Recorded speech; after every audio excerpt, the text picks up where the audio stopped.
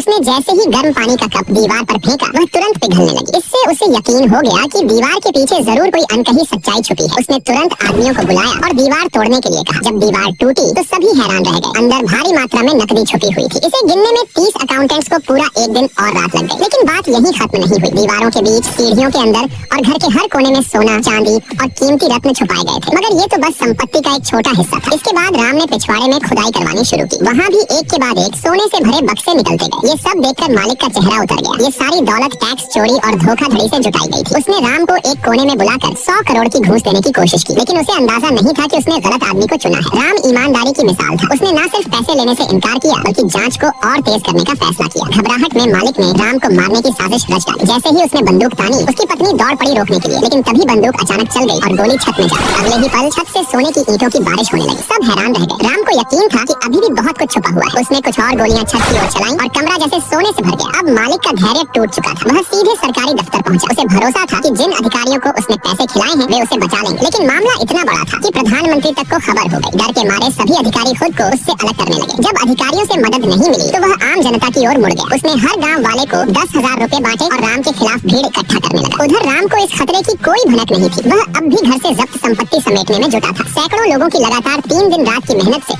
मालिक की 3000 वर्ग मीटर की कोठी पूरी भर गई। अगर वजन से तौला जाए तो यह संपत्ति 50 टन से कम नहीं थी। लेकिन तब तक गांव वाले भी बाहर हमला करने को तैयार थे। अगर राम ने ये अवैध दौलत सरकार को सौंप दी तो शायद वह जिंदा वहाँ से न निकल पाता। उसने मुख्य दरवाजे की सुरक्षा अपने लोगों को सौंप दी और खुद मदद बुलाने निकला। पर हमला इतनी तेजी से हुआ कि लगता था मदद पहुँचने से पहले ही सब खत्म हो जाएगा।